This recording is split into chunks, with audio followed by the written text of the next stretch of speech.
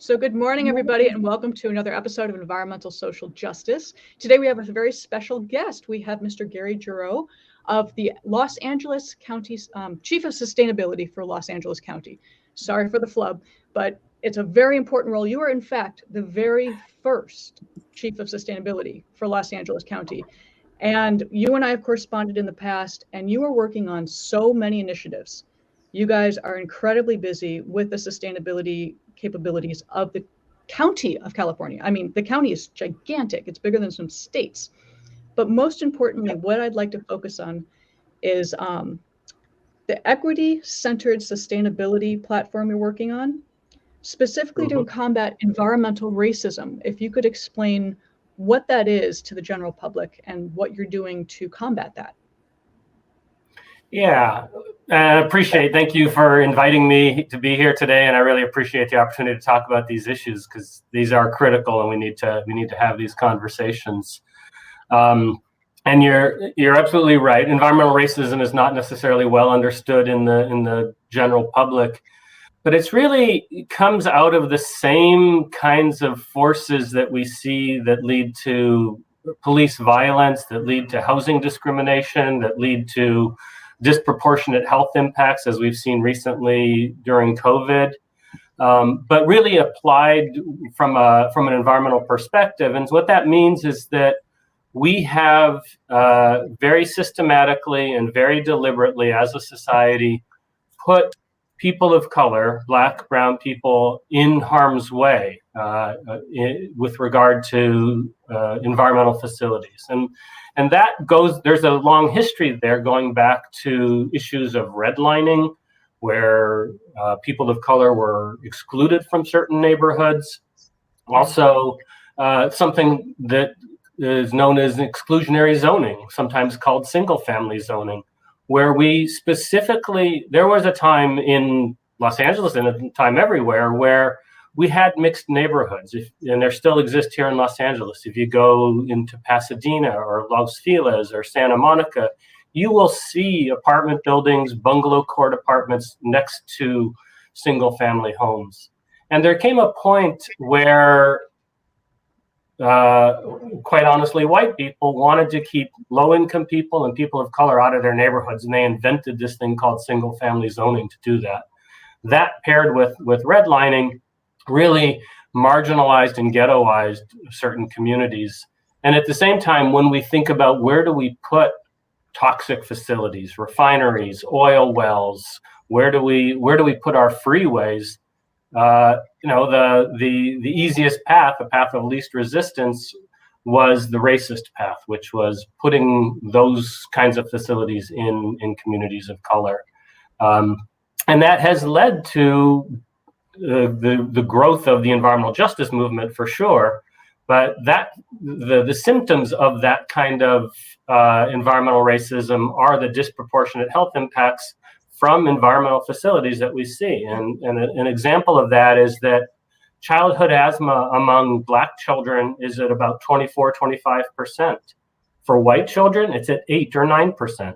And that is not by accident. That is specifically by design and how we've put our communities together. And so I think we owe it to the communities that have been impacted to acknowledge this racism and to actually pursue an active anti-racist agenda, which is something that I'm proud the County of Los Angeles has created, the Anti-Racism, Diversity, and Inclusion Initiative, hired Dr. D'Artagnan Scorza to run that. And we as a county across the board now are pursuing anti-racist policies and programs throughout all of the county's work. That's something I was proud that when we started our sustainability planning effort, we hired environmental justice organizations to help us understand what the issues were. We know, for instance, and I apologies if I'm going on a little long, but we knew under the state of California has what's called the California Environmental Screen, Cal Enviro Screen, which identifies what are called disadvantaged communities. And the most disadvantaged communities are those that are exposed to the most toxins. And we know that that the 95th percentile in terms of exposure, so the most disadvantaged communities, half of those census tracts are in Los Angeles County, in the entire state of California. We're a quarter of the state's population, but half of the census tracts in the state of California that are deemed the most disadvantaged from an environmental standpoint are here in LA County. So we knew that had to be the basis, the kernel on which we started our work on sustainability planning. And we were very deliberate to go out into the community before we'd written a word of the plan and get the lived experience, the expertise on the ground on what it was that we needed to have in our sustainability plan. And of course, housing and other issues came up, but environmental justice and environmental racism were front and center. And, I think that's not necessarily unique to LA County, although I think we were very deliberate in our approach to that. But, before we started doing these sort of sustainability planning work, we surveyed sustainability plans from around the world, quite frankly. And we saw something unique in, I'm trying to remember now if it was Philadelphia or Baltimore's sustainability plan. Its primary focus was criminal justice reform. And when their sustainability office went out to talk to the community about what they thought was important from a sustainability standpoint, they had just gone through a horrific incident of a Black man being put into the back of a van and driven around until he was murdered. And that became you have to address those issues before you can get to sustainability. So this is a long answer to what environmental racism is, but it is part and parcel of the systemic historic legacy racism that we face in this country. Yeah, Gary, we had a program for Juneteenth, and we had Vice Mayor Rex Richardson on, and we talked exactly about this, the history of redlining in poor communities, not just African American communities, the way that they labeled Asians in certain communities, Hispanics. And when they had deed restrictions, they were actually able to use derogatory terms in order to redline. So that it's nothing new, but it just seems to be recycled all of the time and recycled in different ways. It's being recycled with the homeless situation. It's being recycled very minutely or kind of acutely with what's going on in Culver City, where they're not allowing people to put ADUs, apartment dwellings in the back of housing. And we really need this housing in Los Angeles. I'm in the process right now of building 2 ADUs on 2 properties that I own. And I just feel that it's important. Not only is it going to be an extra money maker, it's important to provide housing safe housing in various areas in Los Angeles, instead of just putting people in one box in one area, providing, lackluster housing or no housing at all. So these are really strong environmental issues that need to be faced head on. And, I see LA trying the hardest to get all of these issues done in one task. And it's no easy task. There's so many people that need housing right now. It's a matter of how we approach it and make it sustainable. Yeah, absolutely. And, I talked about the example of criminal justice reform as an organizing principle. When we were out talking to the community as we were putting our sustainability plan together, of course, homelessness was and still is a terrible crisis in LA County, with at least 60,000 people living on the streets. And so that became one of the issues we knew we had to include in our sustainability plan. And if you look in there in detail, you'll see things like increasing density, transit-oriented development. We actually set a goal for the construction of 500,000 affordable housing units in the county, which is a huge number. I'll tell you, the building industry was very happy with that part of our plan when we called for the building of that many units. But it's simply addressing the need that's out there, because you can't have a sustainable community if you don't have a place to live. And then even, you think about it from an strictly environmental standpoint, the most significant pollutant in the LA River is human waste. And that's because of the homeless crisis. And so there are environmental implications to this as well that we need to take into account.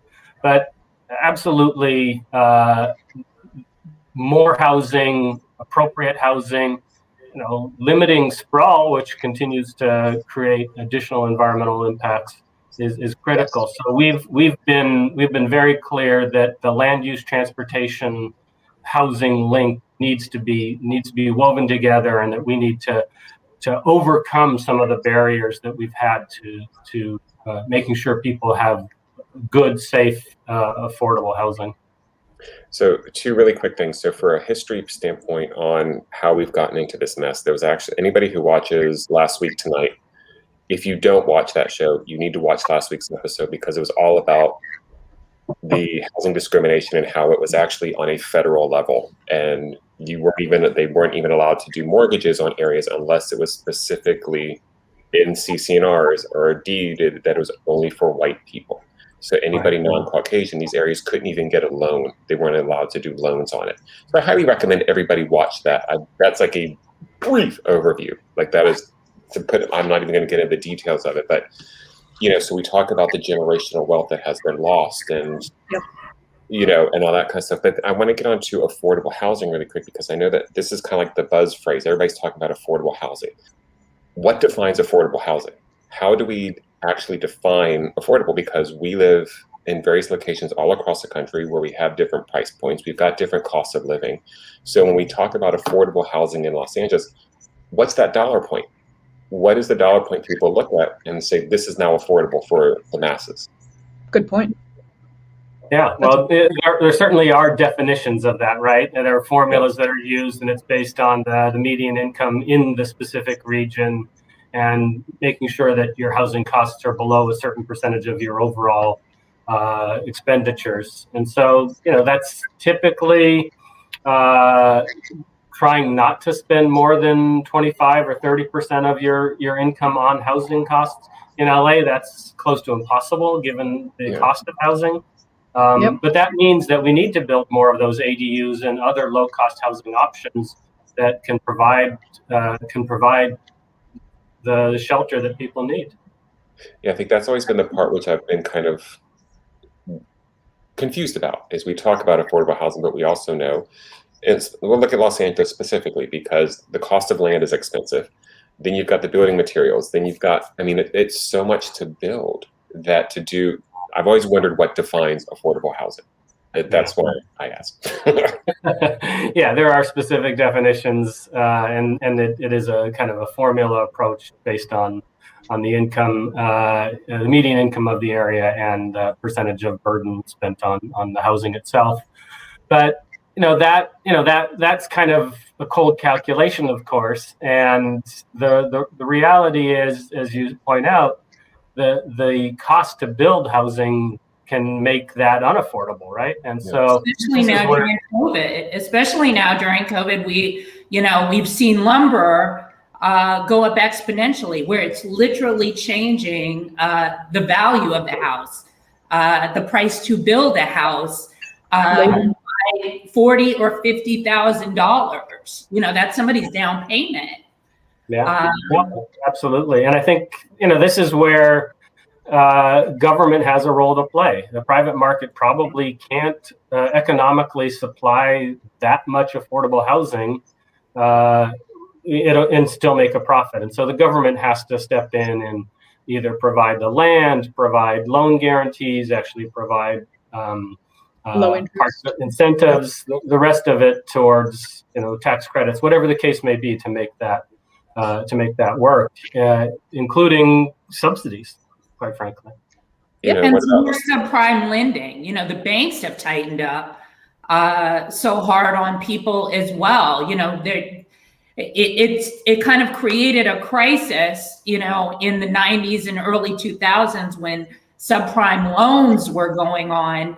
But there used to be a no income, no asset, which we were able to get lots of minorities into housing. But now banks have tightened up. They want that 20 or 30% down as skin in the game.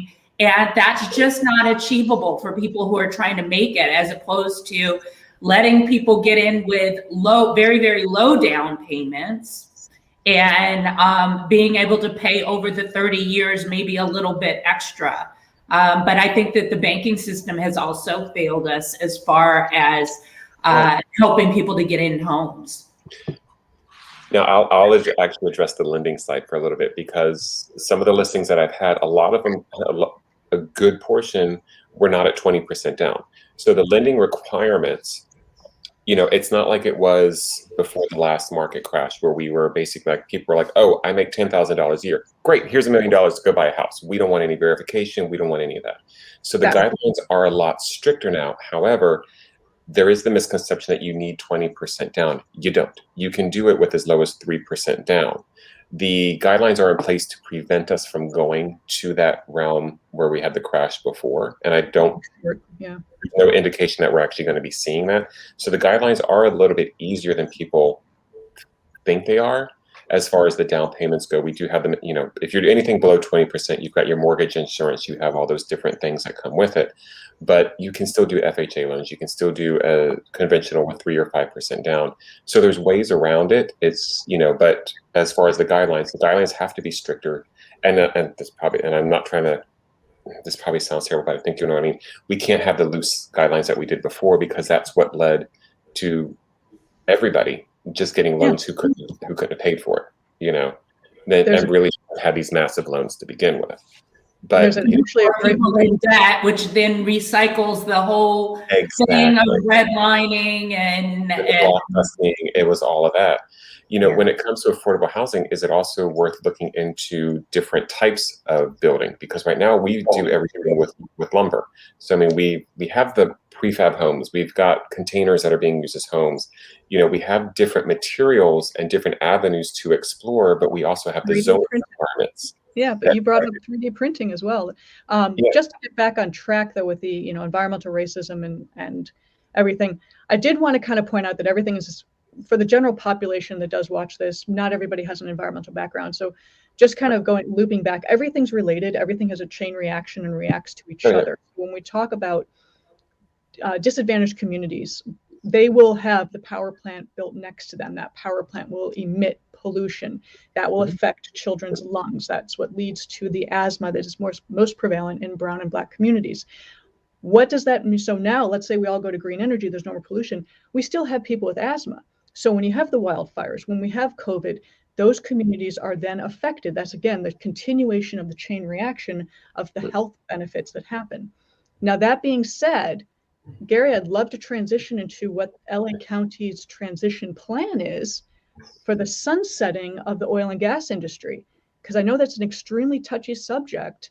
And on ESJ, we have the hard conversations, but in a friendly, open manner. So, you know, what's the plan for the county to address that? Yeah, no, I appreciate pointing out that sort of causal link between how all this works. And you know, we can clean up the power plants and we can start to eliminate some of the toxic facilities, but this is going to take generational change in order to actually improve people's health, and we have to recognize that that's true. You know, first of all, before I start talking specifically about the sunset strategy and the development of that, you know, the question really is why. And I think we all know why. You know, climate change is here, it's real. The impacts of climate change. We're just completing a comprehensive climate vulnerability assessment that has taken downscaled modeling of climate hazards, heat, wildfire, flooding, drought, down to the community scale, so we understand what kinds of impacts are going to occur where. And we know, of course, that it's going to be, again, Black and brown communities, low-income communities that are most disproportionately affected by the impacts of climate change. And that's whether it's heat because your neighborhood doesn't have adequate trees, or you're in older housing stock that isn't as well insulated, or doesn't have air conditioning, or you can't afford to run the air conditioning that you have. Or even if you look at the flood maps, it's the Wilmington area, inland flooding, again, communities of color. And so we have to address climate change, and there's two sides of the coin.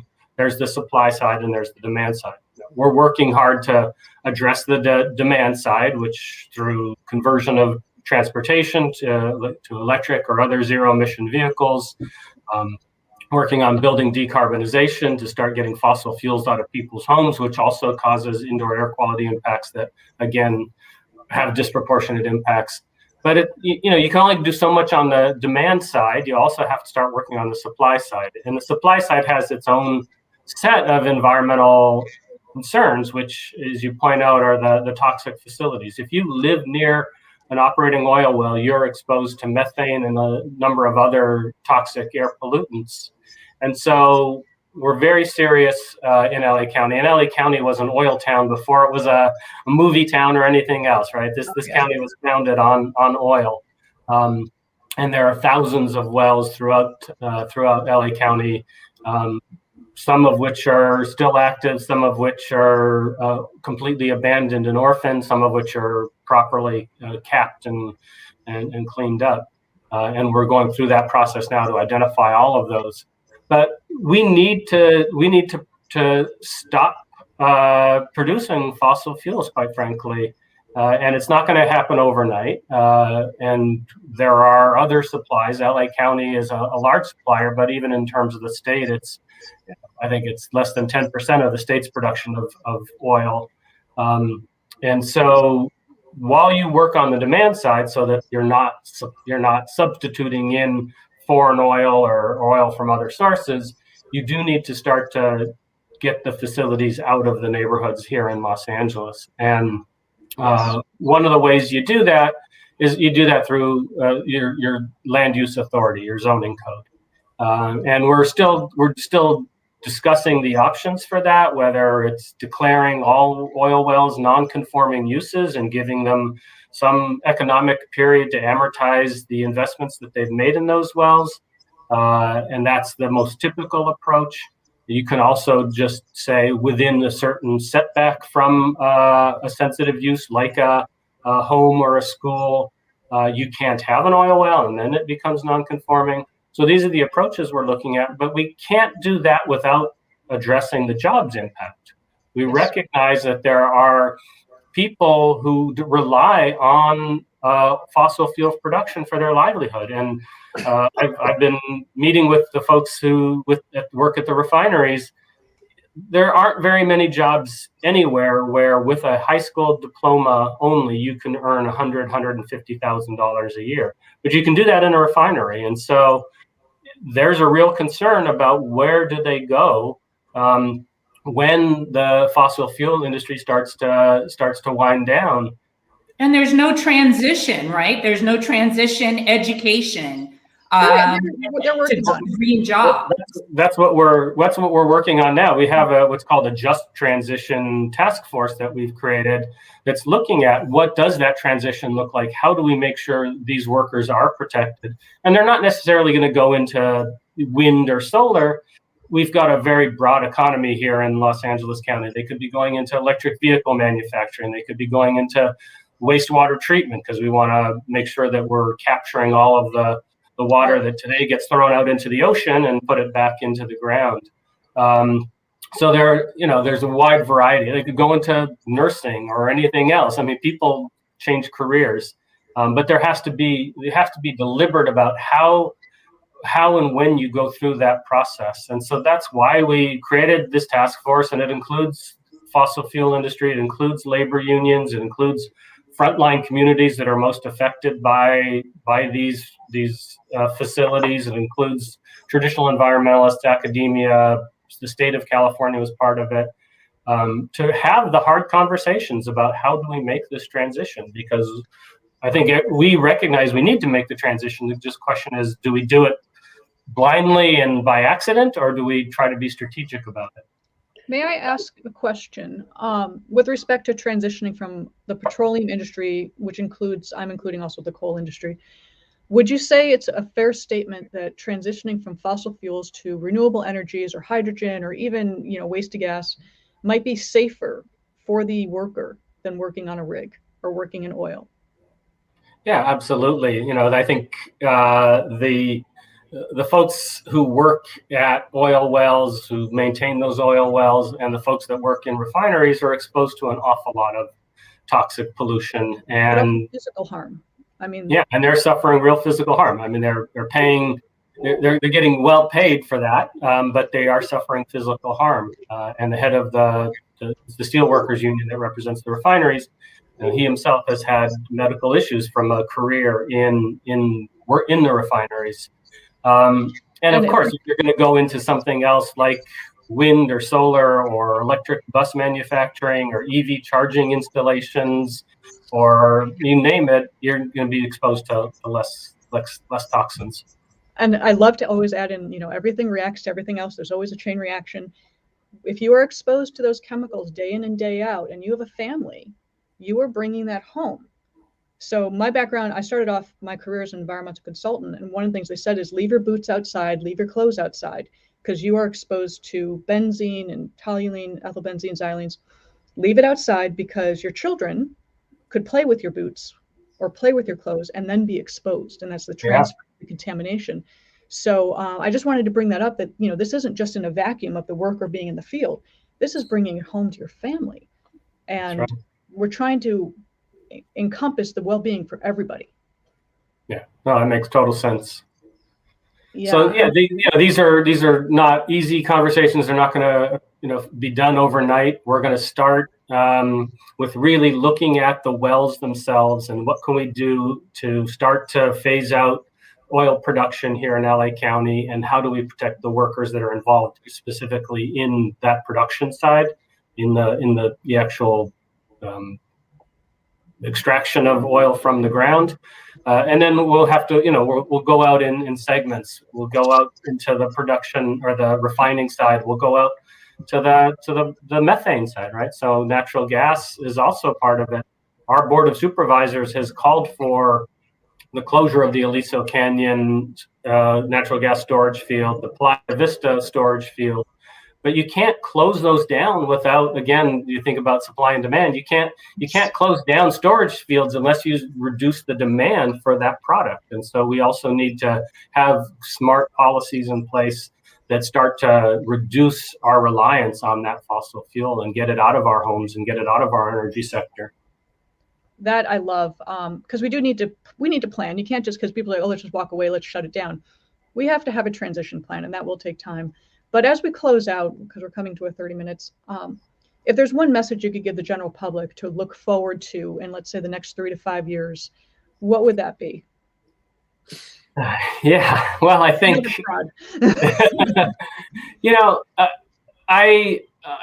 I've been working on climate and environmental issues my entire career since 1987. So, 35 or 34 years now. And what I've come to realize in that work is that, it started, I grew up in the 60s and I saw the image of the Earth from space and the beautiful blue planet. And, I remembered the first Earth Day. But, what I've come to realize over the course of the career is that it's not about the planet, it's about the people who live here. And we need to make sure that what we're doing from a policy and program perspective is taking care of people. And some of that is government, but it can't all be government. Some of it has to be community taking care of their neighbors too. And we saw a lot of that, in the pandemic. We see that after earthquakes, where people come out and drop food off at their neighbor's house because they know that they needed food. And so I think when I think about what can we look forward to, we want to build a more resilient community, and the government alone isn't going to do that. I think we need people all working together to recognize that we're all in this together, and we need to take care of those that are least fortunate. Absolutely. We are all in this together. Unless we're helping each other, we're not going to make it. The whole it's all about me, that has to end. Yeah. There is no more me anymore. It's just, and there's so many vulnerable populations at this point, you know, homeless, COVID ridden, Black, formerly incarcerated. There's everybody's part of a very delicate ecosystem here. So we have to remember that as well. Yeah, and I think I always start my meetings with an acknowledgement of the land that we're on and the people who've been here for 10,000 years, and the racism and that we've imposed on those communities, Native tribes here in Los Angeles County. So I think we have to recognize that as well. And they will remind me, they have reminded me, they are also frontline communities. There are Native Americans living in communities next to these facilities as well. Absolutely. Joel? I just got to say, Gary, you got a lot of work for you. It took us generations to get to this point, and we're trying to change it at a lightning fast pace. I mean, it's mind-boggling to think about how long it took to build a system, and then that wasn't good. You know, now we have to redo the whole thing. You know what I mean? But it's like, how do we? Yeah, I give you credit. He's got an awesome team, though. We've got a great team. We've got a great team, and we believe years, people have been here for 2,000 years, and you got to kind of correct that, and you got 3 to 5 years to do it. No pressure. This is a journey, not a destination. So we're going to just keep making progress. That's awesome. That is Amen. Well, thank you so much, Gary. This has been extremely enlightening. I love everything you guys are doing. Please keep up the good work. And you know what? I would love to have you back if you're interested in a few months to check on progress. What more you guys are working on? That'd be awesome. We got plenty of other things that we're working on. Always happy to come talk. You have so much you're working on. Okay, everybody. Okay. Have a wonderful week. Stay safe. Take care. Bye-bye. Thanks, Gary.